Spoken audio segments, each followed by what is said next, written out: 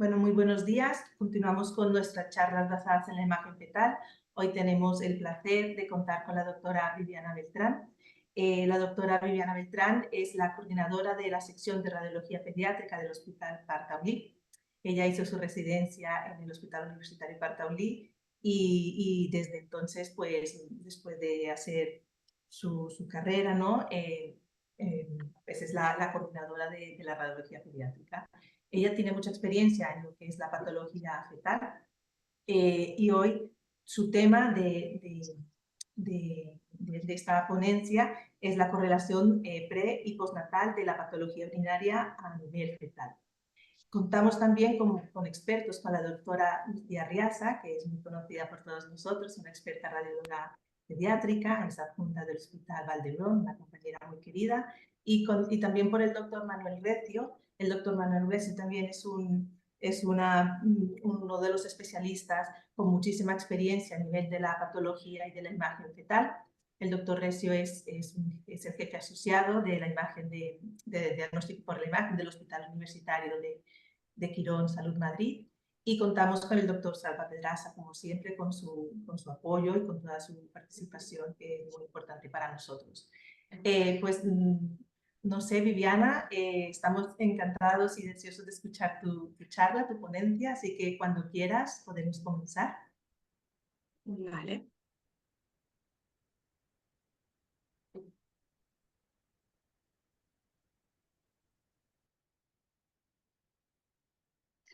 Vale. Pues buenos días. Muchas gracias por la invitación. Eh, yo les voy a hablar de la correlación entre patología urinaria pre y postnatal, sobre todo de casos de resonancia fetal y lo que vemos después. Esta sesión se originó porque es una patología que vemos frecuentemente al día a día y decidimos hacer una revisión de casos. En la foto estamos Ima Romero y César Martín. César fue una de las personas que empezó la resonancia fetal desde el año 95. Se hacen resonancias fetales en el Daulí hace casi 30.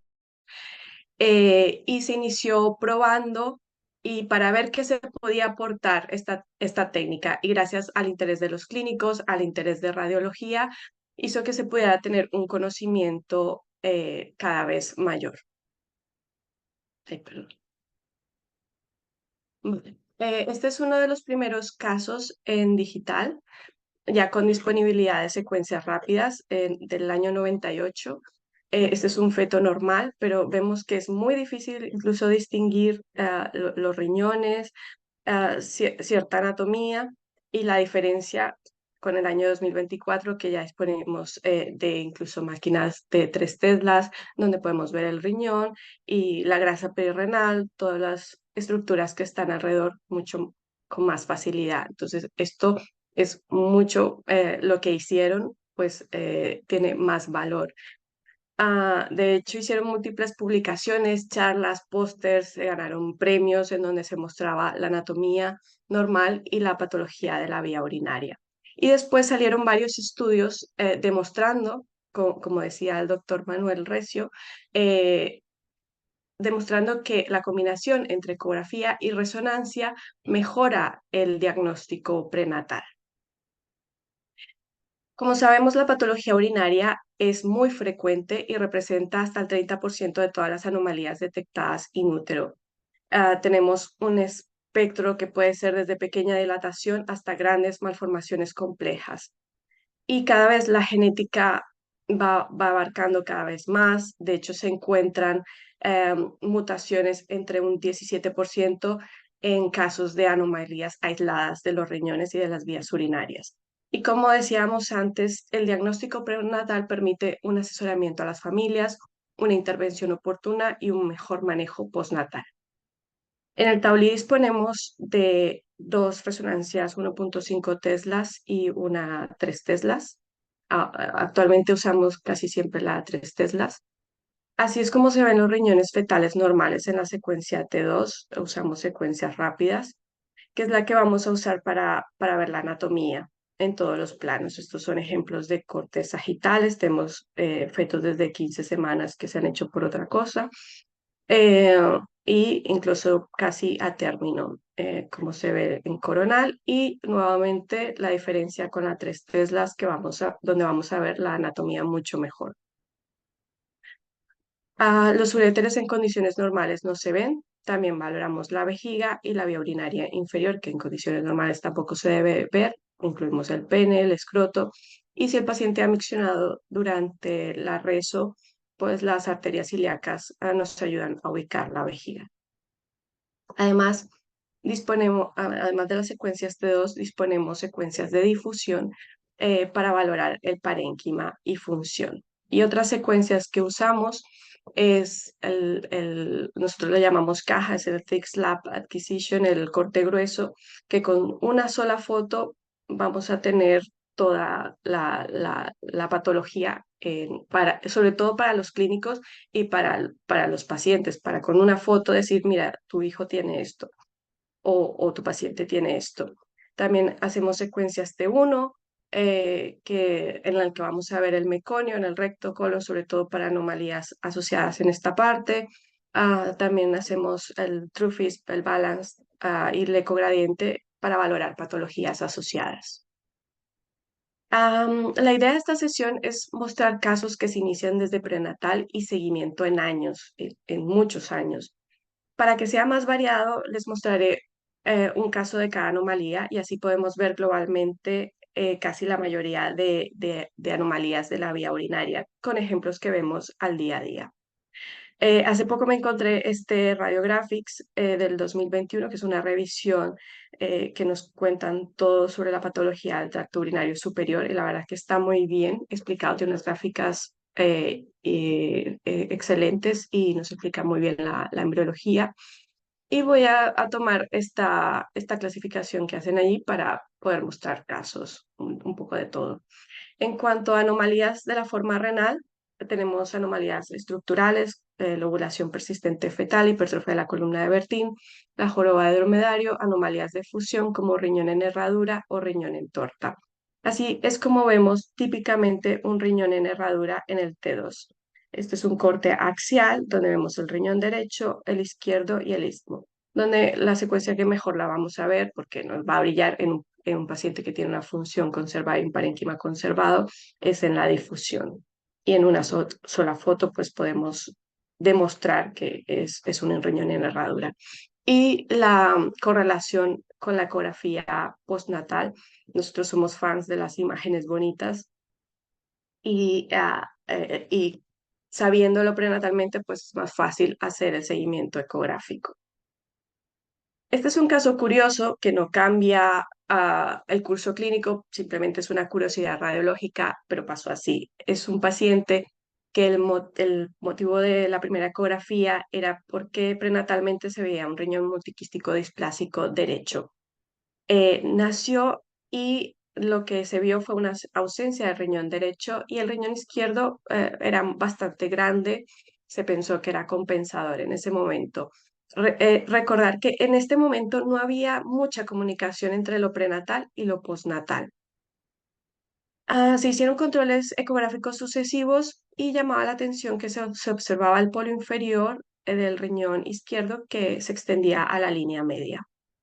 Después de tiempo se hizo una gamografía y de hecho se pensó que era una ectopia renal cruzada, fusionada con el riñón izquierdo, pero nos dimos cuenta haciendo la revisión de casos que tenía una resonancia fetal y esta era su resonancia fetal. Tenía un riñón derecho displásico con quistes sin parénquima, el izquierdo era normal y esto es un riñón en herradura con un multiquístico displásico derecho. Y sería como lo veríamos en la gamografía. Este niño ya tiene 15 años, no ha tenido ninguna complicación significativa. Da igual si hubiera sido un ectópico o si hubiera sido esto, porque hay que hacerle el mismo seguimiento. Simplemente era una curiosidad radiológica. Los riñones en herradura pues tienen más riesgo de ictus, de litiasis, de tumores y dilatación de la vía urinaria y pues por eso se hace el seguimiento. Tenemos anomalías de posición renal como malrotación renal, ectopia renal puede ser simple o cruzada. En este ejemplo vemos un riñón derecho en fosa renal normal y el izquierdo está pélvico. Se intuye aquí en el T2, este es un corte coronal, pero donde mejor lo vamos a ver es en la difusión. En el sagital también lo vemos bien porque vemos la grasa adyacente y la vejiga que está aquí comprimida. Esto es una ectopía renal simple, y los hallazgos que en ecografía que son pues similares. Ah, un riñón derecho en su sitio y un riñón izquierdo por encima de la vejiga. Este otro caso, ambos riñones están más abajo de ambas fosas renales, están unidos pero no están fusionados, se ven tanto en T2 como en difusión y esto es una ectopia renal bilateral que lo podemos correlacionar muy bien con la ecografía, un riñón, el otro riñón. La resto se hizo por otro motivo, pero hicimos la imagen a los riñones. Y la ectopia renal cruzada, este es un caso de forma de S que en los T2 pues lo intuyes, pero para poder demostrarlo, la difusión con una sola foto, lo podemos ver. Riñón derecho, riñón izquierdo y la fusión. Y la correlación con la gamografía. En cuanto a número renal, tenemos agenesias renales. Debo decir que en nuestra experiencia, la mayoría de resonancias que nos piden por agenesia renal no son agenesias renales verdaderas. Encontramos otras cosas, pero de vez en cuando se ve. Y riñón supernumerario, nosotros no hemos visto ningún caso de tener 3 riñones completos, completamente funcionales. No. Tenemos anomalías del desarrollo del sistema colector urinario como divertículo pielocalicial, megacaliosis, estenosis de la unión piel-ureteral, duplicidad del sistema colector, megauréter, uréter ectópico, ureterocele, una combinación de todos. En este caso, se observa una imagen quística en el polo medio posterior del riñón derecho. En los controles postnatales vemos cómo esta imagen tenía conexión con la vía urinaria y en los controles sucesivos se fue reduciendo de tamaño con adelgazamiento del córtex de esta zona. Esto es un divertículo calicial. Y ahora vamos a entrar a la patología más frecuente, que es la dilatación de la vía urinaria. Para esto pongo 3 casos, nombres inventados. Este es Mark, de 25 semanas, donde tiene una dilatación pielocalicial bilateral. Ona, de 30 semanas, tiene una dilatación pielocalicial unilateral del lado izquierdo con un adelgazamiento cortical y sobre todo llama la atención la dilatación de la pelvis. Y Berta, de 36 semanas, también tiene una dilatación pielocalicial unilateral, pero la pelvis no nos llama la atención tanto como el caso de Ona. En el caso de Mark, es bilateral, la verdad es que es difícil de decir qué es con sola esta imagen. Se le hace control postnatal, donde medimos el diámetro anteroposterior de los riñones y vemos cómo esta dilatación va reduciendo. Miren que a los 2 años es completamente normal, incluso tiene aquí una pequeña lobulación. Y esto es lo más frecuente, el 80% de los casos, una dilatación del tracto urinario transitoria. Pero tenemos el caso de Ona, que teníamos una dilatación pielocalicial unilateral con dilatación de la pelvis, adelgazamiento cortical, y esto es un ejemplo típico de estenosis de la unión pielo-ureteral, que lo podemos diagnosticar prenatalmente. Se le hacen los controles postnatales a las primeras horas de vida. Hay una oliguria fisiológica, por lo que no se va a ver la dilatación que lo veíamos, infraestima la dilatación, intuimos que hay algo porque se ve un engrosamiento del urotelio de la pelvis, pero después de los 11 días ya vemos una dilatación como la veíamos prenatalmente y a los 3 meses nos preocupa porque hay un mayor adelgazamiento del córtex. En este paciente se le hizo un renograma y tiene un trastorno severo de la eliminación compatible con obstrucción. De hecho, se le hizo una pieloplastia y la P, pues también una distorsión fibrosa de la capa muscular compatible con la estenosis pieloureteral. Y después de años, pues vemos cómo mejora un pelín el parénquima, pero siempre queda alguna dilatación residual. El tercer caso, que es Berta, que teníamos una dilatación pielocalicial unilateral. Al nacer no se le ve la dilatación a los 3 días de vida y puede infraestimar la dilatación. Por eso es importante saber lo que pasa prenatalmente. Si solo vemos esta ecografía, podemos decir normal y ya está.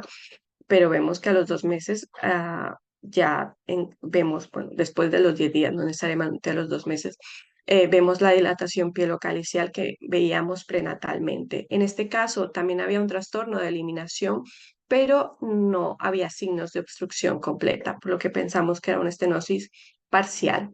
Y se le hizo controles ecográficos y encontramos que mejoraba la dilatación progresivamente. Este otro caso es también dilatación pielocalicial, pero aquí vamos a encontrar uréter. Medio uréter está dilatado, por lo que pensábamos que era una obstrucción congénita del uréter medio.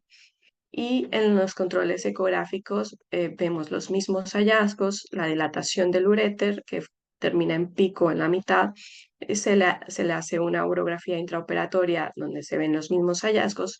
Se decide hacer dilatación con balón y la mejoría radiológica ecográfica después de meses de seguimiento.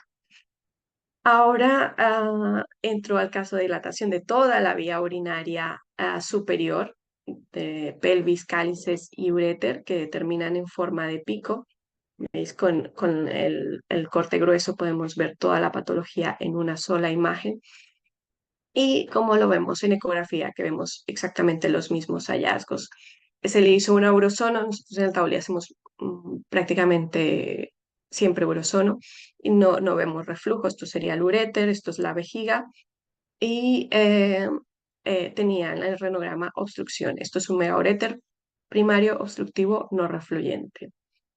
Y se decidió hacer dilatación endoscópica en esta zona de obstrucción y vemos la mejoría de la dilatación con una dilatación residual en el uréter distal. Ahora entramos en el tema de duplicidad urinaria, que es un tema también amplio. Os pongo un ejemplo de una dilatación pielocalicial del hemirriñón inferior. Este sería el hemirriñón superior y el izquierdo no está duplicado. Cuando tenemos una dilatación del hemirriñón inferior, hay que pensar que puede tener reflujo, y efectivamente se hizo después del nacimiento, donde tenía un reflujo importante. Esto es urosono. Vemos las burbujas en el hemirriñón inferior. Y como en la gamografía vemos las cicatrices, una pérdida de volumen del riñón inferior, así como en el seguimiento ecográfico. Esto es una duplicidad urinaria más una nefropatía por reflujo en mi riñón inferior. Aquí otro caso de duplicidad, pero esta vez no está dilatada el hemirriñón inferior, sino el hemirriñón superior. Tiene 22 semanas, es muy pequeño, solo veíamos esta dilatación en el hemirriñón superior, pero cuando nació se veía también el uréter. Se le hizo una resonancia donde se veía estos hallazgos y se veía que el uréter terminaba hacia la vejiga. También se le hizo una urosono, no tenía reflujo.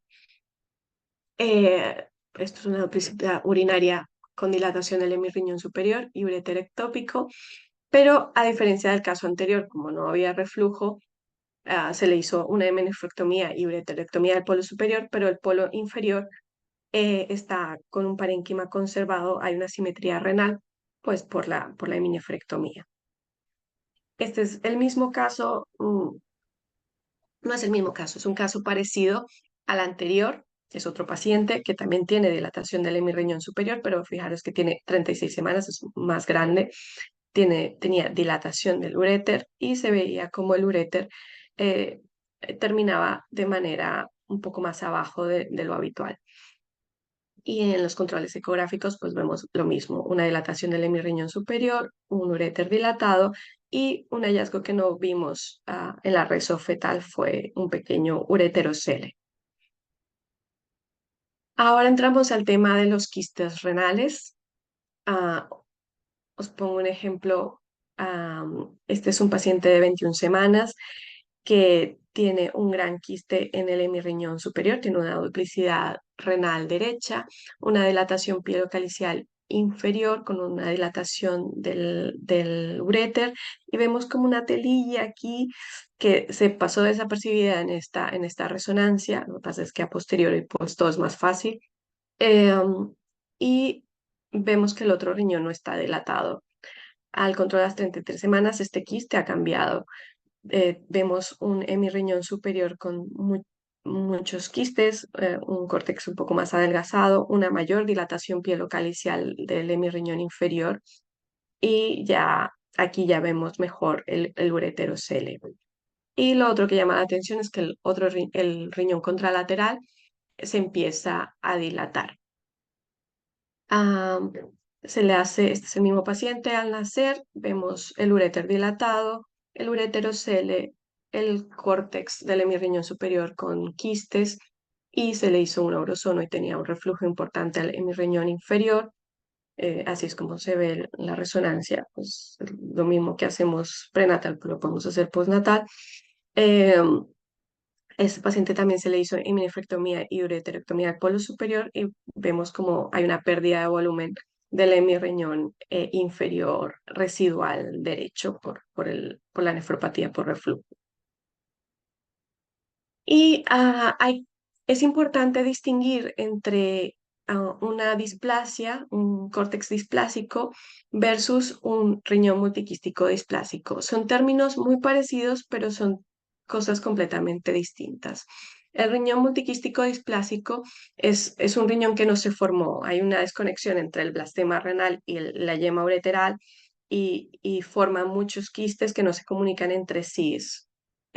Usualmente es unilateral, pero el contralateral hay que tener cuidado porque puede tener reflujo, estenosis pieloureteral o anomalía de fusión, como vimos en el primer caso. Eh, si es bilateral, pues es incompatible con la vida. Antes se quitaban estos riñones porque decían que tenía riesgo de malignidad, pero ahora se sabe que no se asocia con hipertensión y usualmente no se asocia con síndrome genético, usualmente.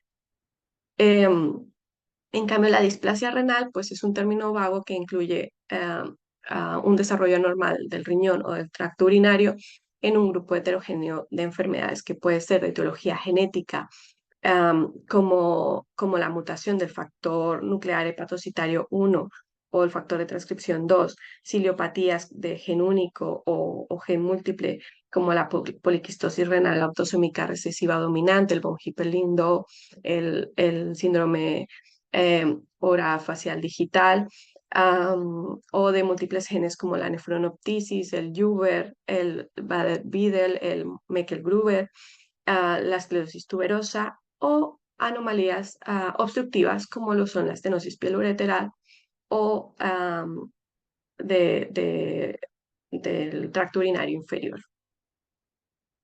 Este es un ejemplo, como vemos el riñón multiquístico displásico prenatalmente, vemos un riñón izquierdo con múltiples quistes, no vemos parénquima, aquí la difusión nos va a servir porque no vamos a ver función, no va a restringir este riñón.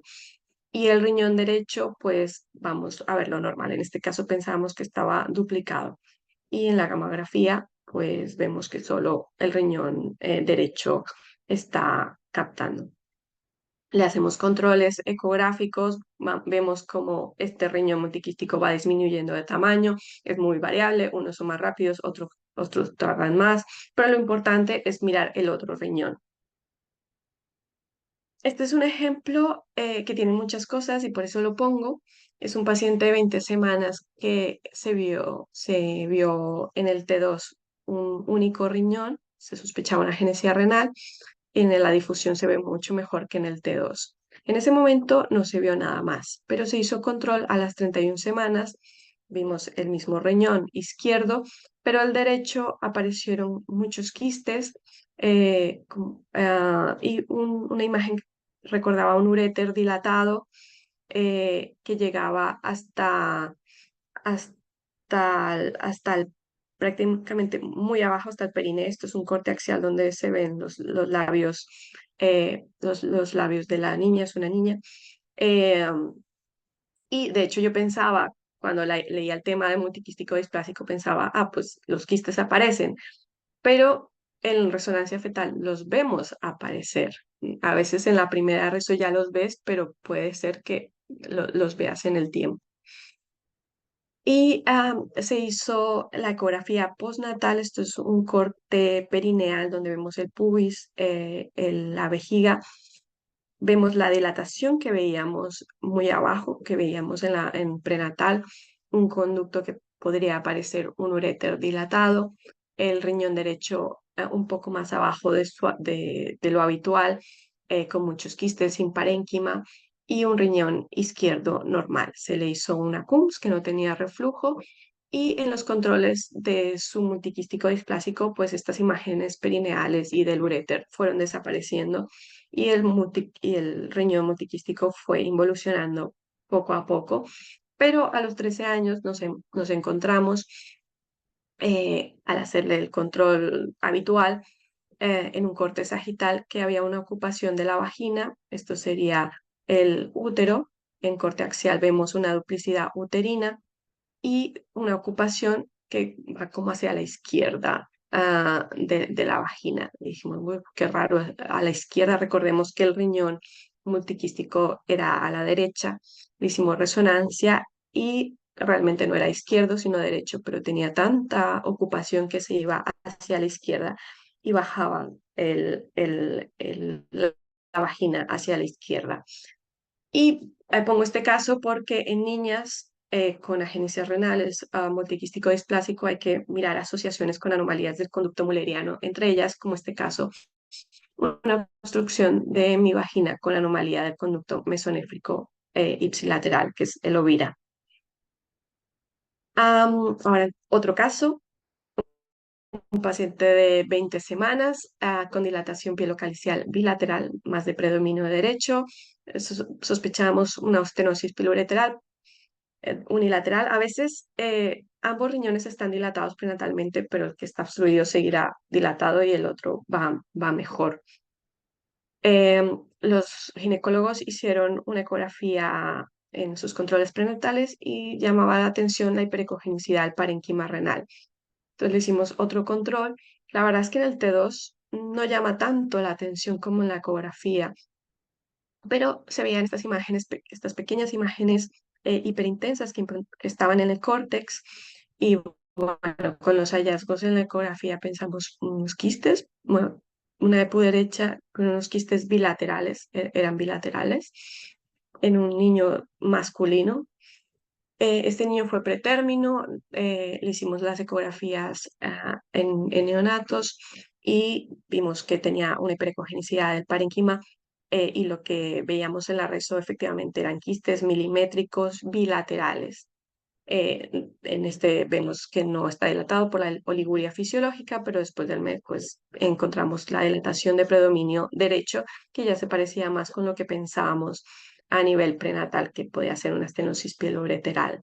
Pero estenosis pielobreteral, pero tiene quistes corticales bilaterales y unos riñones blancos bilaterales.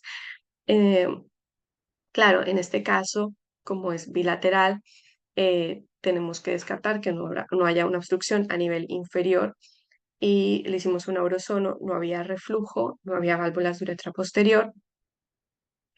Le hicimos controles ecográficos donde seguían los quistes, aunque no están en la imagen, riñones hiperecogénicos, disminución. En la ecografía de 6 meses nos llamó la atención que había una disminución de la dilatación de la vía urinaria, pero se hizo un renograma que tenía un patrón obstructivo. Le hicimos otro control ecográfico y a los 8 meses pues ya se parecía con lo que ya pensábamos anteriormente, que tenía una estenosis pieloureteral unilateral. De hecho, se hizo una pieloplastia y en genética nos dijeron que tenía una lesión del 17q12 que implica el gen del HNF1 beta, que se asocia a displasia renal quística. Entonces tenía una estenosis pieloureteral y una displasia renal quística bilateral. Y la razón por la que no veíamos esta dilatación a los 6 meses es porque seguramente no vino hidratado en esta ecografía y nos infraestimó la dilatación urinaria. Otro ejemplo de multiquístico displásico, a las 24 semanas, típico imagen, pero después en ese momento no nos dimos cuenta que tenía una agenesia renal de dedos, perdón, una agenesia de dedos, no renal. Y le hicieron ecografías de seguimiento y vieron alteración a nivel de cérvico dorsal, por lo que le volvimos a hacer una resonancia y había aquí un defecto a nivel cérvico dorsal con una masa, con una pequeña masa raquídea que era hiperintensa ante uno. Eh, um, Además nos llamaba la atención el tórax, pero la verdad pensábamos, como nos fuimos a estudiar la columna, pensábamos que era por la posición del paciente y pensábamos, bueno, esto es un riñón multiquístico displásico más un disrafismo espinal cérvico-dorsal, pero al nacer nos encontramos que lo que veíamos en el tórax realmente sí era patológico, muy patológico, y esto era una anomalía compleja costovertebral en relación a una disgenesia espinal cérvico-dorsal segmentaria, tenía fusión de algunas apófisis articulares y asociado a un disrafismo espinal con una masa tipo lipomielocele, como esta que se ve en T1, hiperintensa, y en STIR suprime la grasa. Y esta masa se iba a nivel subcutáneo. Entonces, muchas veces vemos multiquísticos displásicos aislados, pero lo podemos encontrar con otras anomalías. En este caso no encontraron ninguna mutación. Es una paciente diabética que desde no se controló muy bien, entonces el genetista piensa que es más a nivel multifactorial. Y a veces el diagnóstico lo podemos ver en la madre, como en este caso donde observamos quistes en los riñones de la madre no lo sabía, el feto era normal y en el seguimiento ecográfico, pues el niño empieza con aparición de quistes corticales. Esto es una poliquistosis renal autosómica dominante. En cuanto a las anomalías del tracto urinario inferior, este es un paciente masculino con dilatación pielocalicial bilateral, ureteral bilateral, mm, donde en una sola imagen vemos dilatación de la uretra posterior, solo en esta imagen, y tenía también una hemorragia cerebral periventricular que ya se veía quística en el momento que le hicimos la resonancia. Pensamos, esto son unas válvulas de uretra posterior, le hicimos la ecografía, resulta que una de estas imágenes que pensábamos que era un cáliz, realmente es un pequeño urinoma que fue desapareciendo con el tiempo. Y también le hicimos una ecografía perineal para mirar, para poder ver las válvulas de uretra posterior. La verdad es que es muy difícil si el niño no micciona inmediatamente porque puedes infraestimar, puede parecer una uretra normal.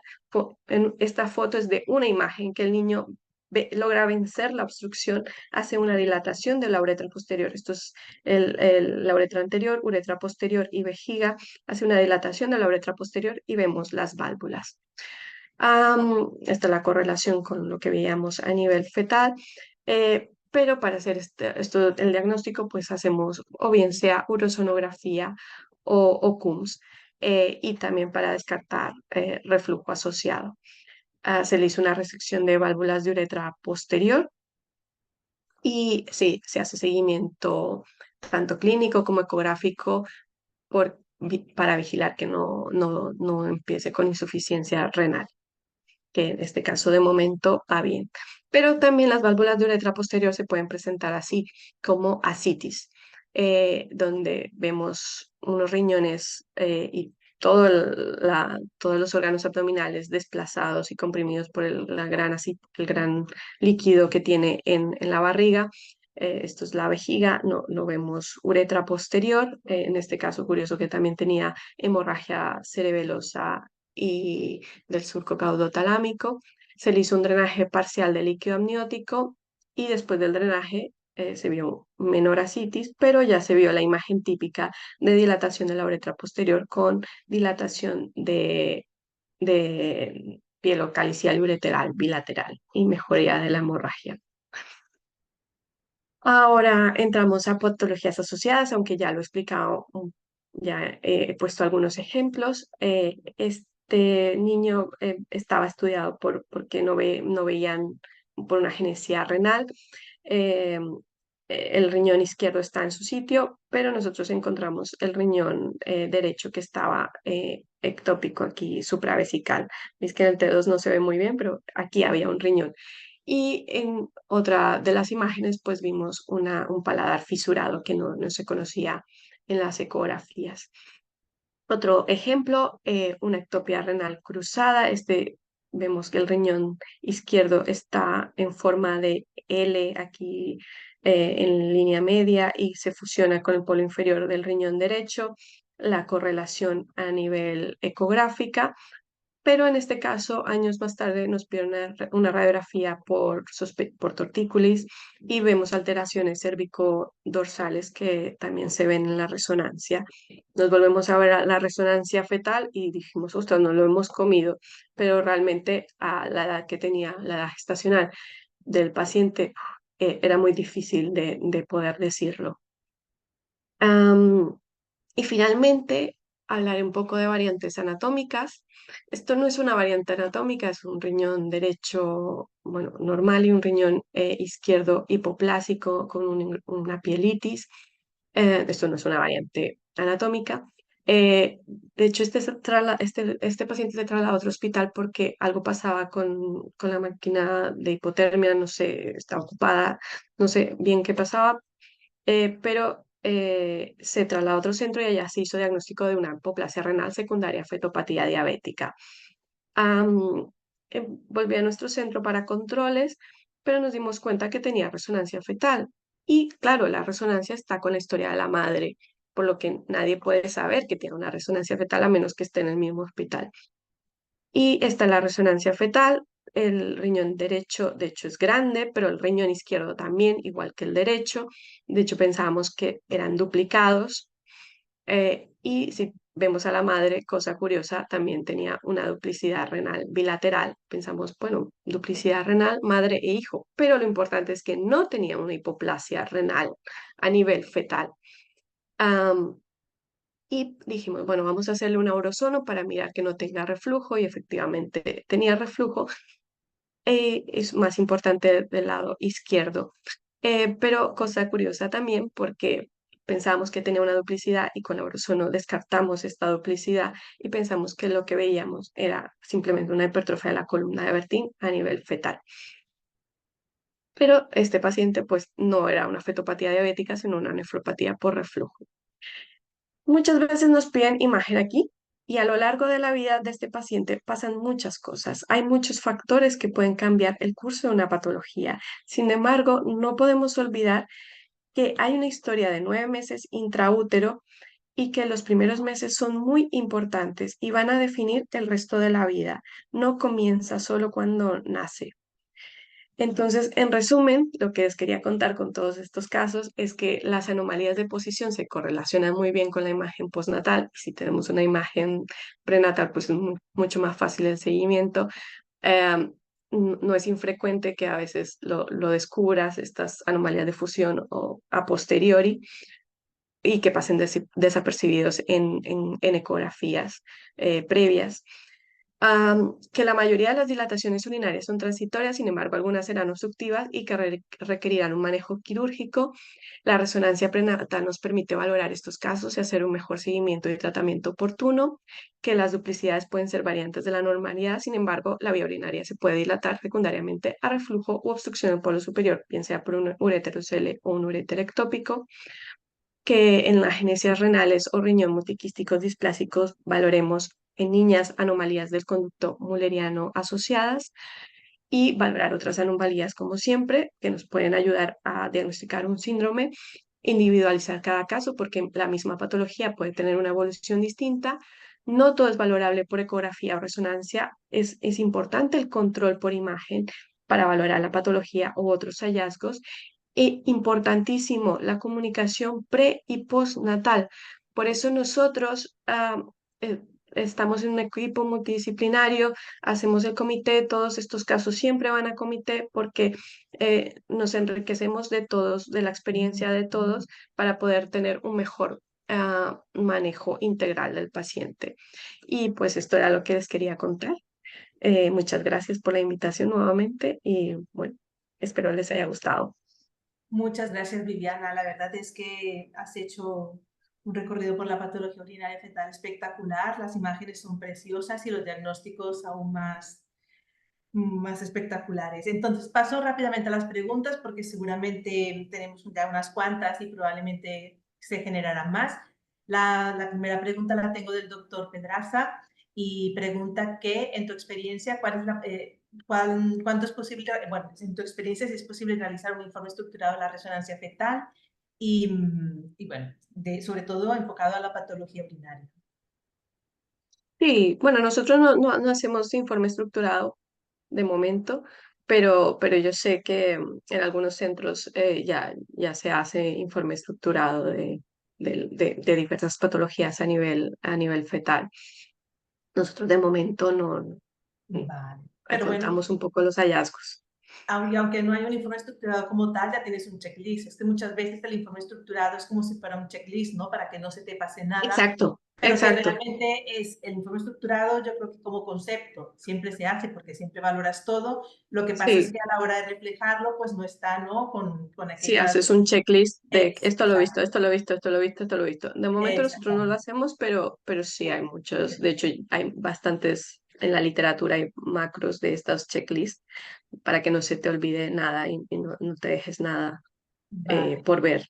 Bueno, primero hago todas las preguntas y después Lucía y Manuel nos podemos unir. Otra pregunta es, ¿en tu experiencia es mejor para la RESO 1.5 o la 3 testas para la realización de la fetal enfocada a la patología urinaria?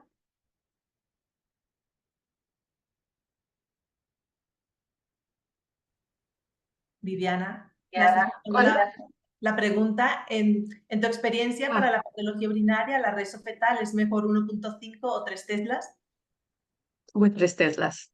Después de usar la 3 Teslas, ya es que o solo usamos la 1.5 porque no tenemos disponibilidad de la 3 Teslas. Incluso en niños pequeños que piensas que con el movimiento vas a tener una peor imagen, la verdad es que no es nuestra experiencia. Y luego, otra pregunta. ¿Cuál es el grado de implementación de la resonancia fetal de la patología urinaria? ¿Se realiza en todos los centros? ¿Existe un registro multicéntrico? Perdona, perdona, que no te escuché. El grado de Perdona. implementación de, Viviana, el grado de implementación de la resonancia fetal de la patología urinaria, ¿cuál es? Y si se realiza en todos los centros, si tú tienes conocimiento de Mm, esto, y si yo no existe un sé. registro multicéntrico de todo esto. Ah, nosotros, claro, lo empezamos a hacer y lo seguimos haciendo porque lo llevamos haciendo 30 años, pero sé que en muchos centros, como ya habías comentado anteriormente, la mayor patología es la parte de neuro y la urinaria, pues son contados casos, porque también se puede ver bien por ecografía, también depende de la experiencia de los ginecólogos. Y nosotros lo seguimos haciendo porque es algo que llevamos haciendo muchos años y inicialmente fue como ver qué podemos aportar. Em, pero, pero, eh, pero claro, cada centro depende de cómo se maneje ellos, no sé, ellos mismos. Pero la verdad es que tiene bastante utilidad. Nosotros hemos encontrado muchas cosas que los ginecólogos no han visto, pero no sé si hay otros centros hay un ecografista con mucha experiencia en esta patología y que no necesita una resonancia en la mayoría de casos. Cada centro es un mundo también.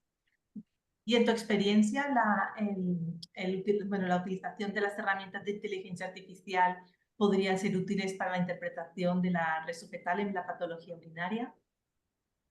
La verdad es que no conozco que haya de momento en cuanto a la patología urinaria alguna herramienta de inteligencia artificial. De momento yo no la conozco.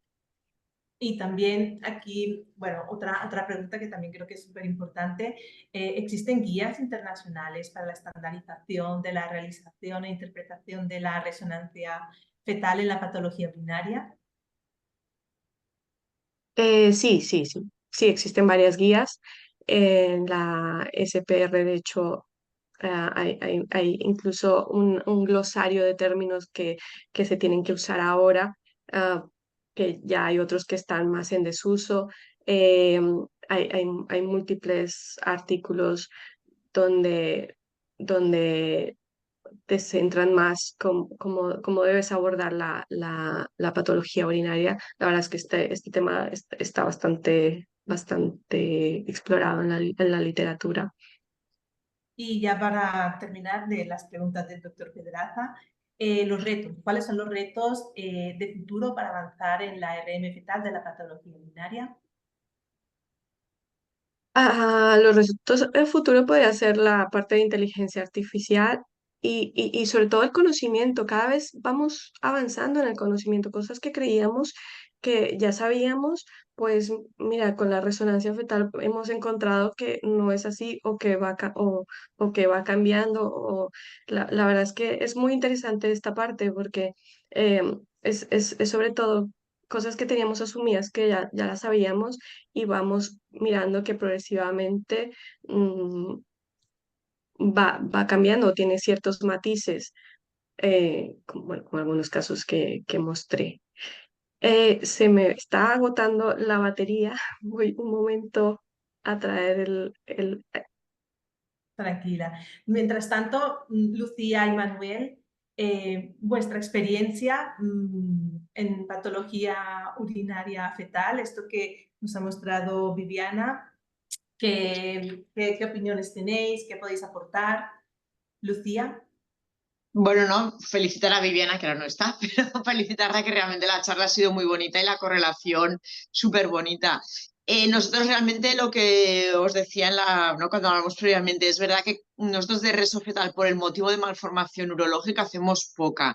Casi todo ya es postnatal, que sí que inicialmente asesoramos con eco y si con esto no hay suficiente, sí que acabamos de completar con la reso. Y yo le quería hacer una pregunta ahora con la técnica, pero ahora cuando vuelva se Perfecto. lo pregunto a ver. Y Manuel, Bueno, bueno, mientras viene... enhorabuena. Ay, Sí, perdona, digas, perdona. vamos, enhorabuena por la charla porque ha sido, pues vamos, espectacular. Espectacular. Unos casos, vamos, impresionantes, poco en el seguimiento y la verdad, vamos, y que lo ha explicado todo, vamos, y también, vamos, y que ha dejado todo muy claro y, pues vamos, en cuanto a la preferencia entre 1,5 telas o 3 telas, vamos, que yo también creo que es mejor hacerlo poco en el 3 telas. Claro.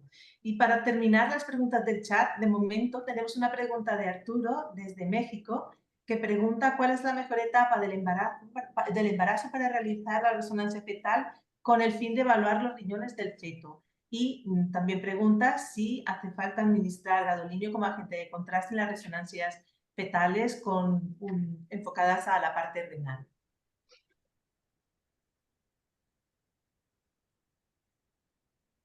Bueno, Manuel y Lucía, con sí, esta pregunta, ¿vosotros qué podéis? Si quieres yo creo contestamos que, nosotros. Sí, por favor, como expertos. pues vamos, si nosotros pues vamos pues hacerlo siempre que se pueda, mejor, al igual que en los casos pues, de neurología, pues entre la semana 27, 32, vamos, que creo que es lo ideal, vamos, pues para verlo todo. Y lo vamos, y el contraste, vamos, sí que no se utiliza, ¿no? Porque atraviesa la barrera placentaria, vamos, y, y que no se debe usar. Perfecto. Exacto, lo único no, pero en el caso de la patología renal es menos frecuente que sea motivo de interrupción de embarazo, que a veces es la parte más de neuro, ¿no? Sí que tenemos más, ¿no? Vosotros que hacéis la parte de neuro, más el límite de la interrupción legal del embarazo, pero realmente yo creo que por la parte de malformaciones urológicas no es tan frecuente como motivo de y no aprietan tanto, digamos, ¿no? Como motivo de interrupción de embarazo. Entonces, cuanto más tarde, pues mejor ves la anatomía y más información puedes tener. En nuestro caso nos lo piden temprano porque también la hacen la parte genética y con la urinaria y la genética, pues lo decide el paciente. Como decís vosotros, es raro que interrumpan a las 22 semanas, pero a veces no lo piden a esas edades por eso, por tener todo y poder explicarle a la paciente. Y yo te quería preguntar, Viviana, del cambio de 1,5 a 3 Teslas, ¿qué cambios en las secuencias habéis tenido que realizar? Bueno, nos hemos tenido que adaptar. Y si os ha costado mucho también, sería la otra pregunta. Bueno, compartimos la misma rezo, la tenéis en San Juan de Dios. eh, y, y claro, los técnicos ya tenían un poco de experiencia. Entonces, nos costó porque la forma de trabajar nosotros tenemos Siemens y la forma de trabajar con Philips ahora fue diferente, es completamente distinto. Adaptar las secuencias, por ejemplo, el balance, eh, el poder hacerlo fueron varias veces que viniera el técnico a para poder adaptar la secuencia precisa porque no quedaba muy bien. Y hemos tenido varios, o sea, fueron varios meses para poder decir, ahora ya estoy a gusto con la 3 Teslas. Cada vez que teníamos una fetal llamábamos al técnico de aplicaciones, oye, ayúdanos con esto, nos puedes mejorar esta parte. Y bueno, de momento ya llevamos desde el año 2021 y yo creo que ya estamos como en ese punto de decir, ya estamos bien. Sí. Bien, gracias. Muy bien. Viviana, ya estamos acercándonos justo al límite de tiempo, pero yo quería hacerte una pregunta en relación con tu experiencia y la difusión renal. La difusión la utilizamos un poco, ¿no?, como un surrogado a nivel fetal de funcionalismo renal, y lo que has mostrado tú, que es espectacular, la posición renal, si está fusionado, si está ectópico. Pero en tu experiencia, ¿tú crees que la difusión renal podría tener un cambio fisiológico durante toda la etapa fetal y de alguna manera en estos riñones que vemos con quistes o que vemos que puede tener alguna alteración, podría representar que también a nivel funcional puede tener un compromiso, o no, es ir un poco más allá y sencillamente utilizarla como la estamos utilizando ahora, de localización y de funciona o no funciona? Siempre en la radiología es probar, bueno, vamos a probar si podemos verlo o si no lo podemos ver. La verdad es que la difusión, aunque muestro casos súper bonitos, pero a veces nos cuesta y a veces dices, ostras, pero se ve negro y veo un riñón parénquima bien, algo pasa. No te sé decir cuál es la razón, pero a veces las difusiones no quedan tan bonitas como las he mostrado en la sesión y dices, no, es problema de la máquina y no es que el feto tenga algún problema de función o del parénquima. Pero cuando quedan bien, la verdad es que no nos hemos puesto a detallar si con la difusión podemos ayudar a hacer algún pronóstico en cuanto a función, porque realmente hacemos máximo dos, un control a las 22 y un control más adelante, pero es raro hacer un control por resonancia, lo que decíais vosotros, que la patología urinaria usualmente se ve mucho más adelante, mejor, entonces por eso se hace más adelante, pero si tienes la de las 22 o 21 semanas y después a las 30, pues ya puedes comparar, pero no lo hemos hecho nosotros. Muy bien. Nosotros los hemos utilizado, o sea, en los casos que ha habido pues una trombosis, vamos, si de la vena renal por agenesia de la vena cava inferior, sí que se puede, pues, el infarto, vamos, y con la disminución pues, del valor del ADC. Entonces, o sea, aparte que pues, para localizar pues, la riñón, a ver si tiene pues, agenesia, ¿no? O los ectópicos, vamos, en los casos de un infarto sí que suple. Y luego también vamos, y se ha descrito que cuando hay un síndrome de transfusión fetal, el ADC, pues vamos, que cuanto más alto sea pues, el ADC del donante, vamos, con respecto al receptor, pues vamos, lo que es el pronóstico es peor. ¿Y qué B utilizas, Manuel, tú para el B, Pero el B de la difusión? El B, el B utilizo 600. Perfecto. Perdona, Viviana. 600.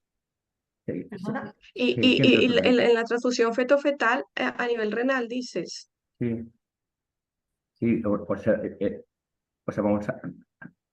hay algunos artículos que hacen pues, una correlación entre el ADC que tiene pues, el ion del donante por respecto al receptor y y cuanto más alto vamos el del donante con respecto al receptor, pues lo que es la sensibilidad pues vamos es mayor.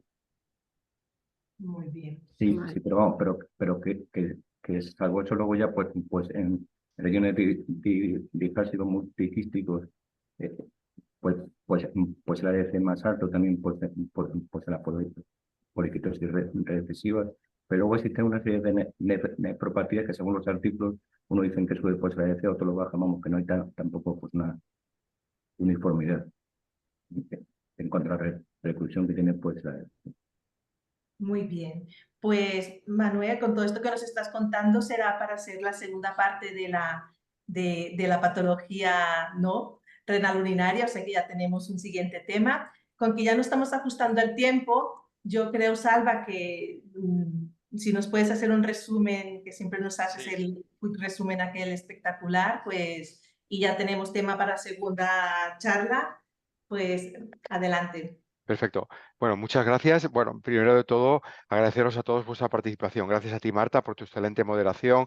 Gracias también, Lucía y Manuel, por vuestros comentarios de expertos. Y Viviana, muchísimas gracias. Es un lujo aprender de ti. Yo creo que hemos aprendido mucho. Yo intento hacer un mini resumen y creo que las 4 palabras que me definirían es la palabra evolución, la palabra hallazgos asociados, 3 Teslas y equipo.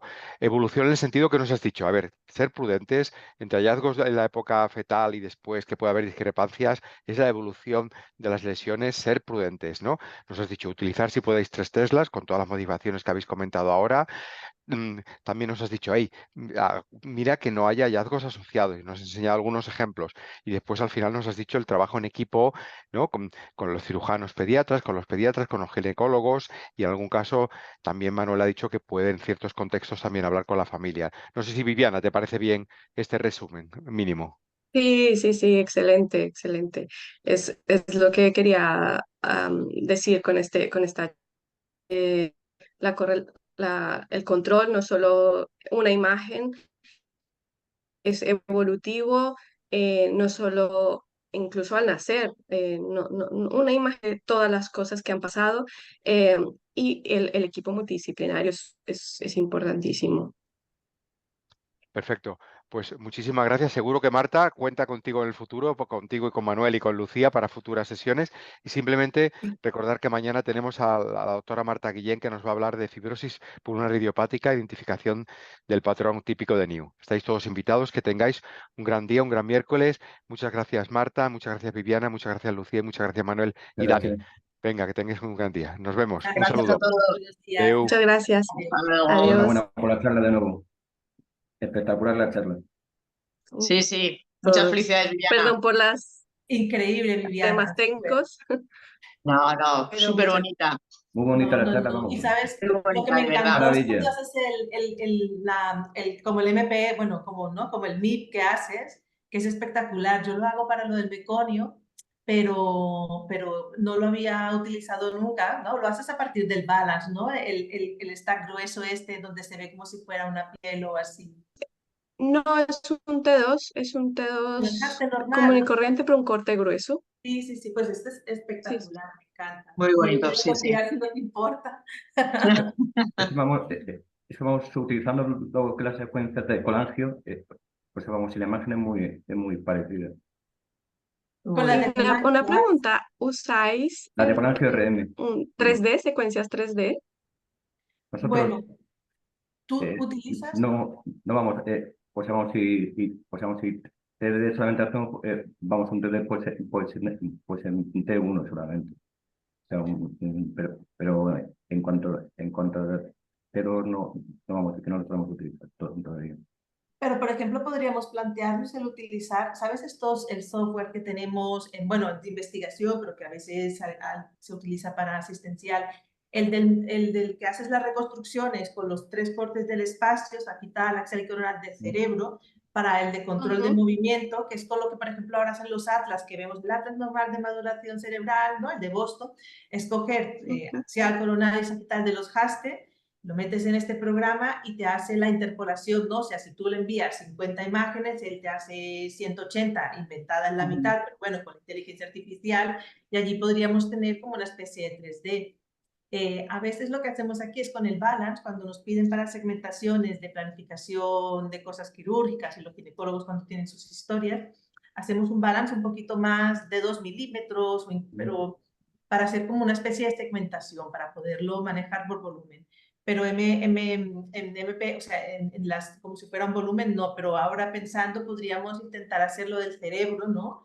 Y probar, no sé, yo... Bueno, y si, ¿no? Si Manuel, como dice, utilizan la secuencia de colagio RM, en principio esa es como un 3, realmente es tan Sí. fina habitualmente que es como un 3D, Claro. que la puedes reconstruir muy bien. De todas formas, o sea, lo que puedes hacer, pues un single shot, o sea, se le pone pues un grosor un poquito grueso, le sube lo que es el T, vamos a ver que pues a 150, le sube pues a 250 y te sale, vamos, esa imagen. Vale. Pues vamos a probaremos. probar. Muy bien. Sí. Ay, pues Pues, Viviana, de verdad felicitarte, y Manuel y Lucía, de verdad que siempre dais unos aportes súper chulos y es un placer. Gracias. Muchas gracias. muchas gracias. Me hace mucha Os ilusión dejamos veros. que volvemos a la vida real Vamos y que a tengo que trabajar hacer un poco. 50.000 ecos. Sí, sí, a seguir trabajando. Venga. Gracias. Adiós, buenos días. Adiós. Un beso, Adiós. hasta luego. Adiós. Adiós.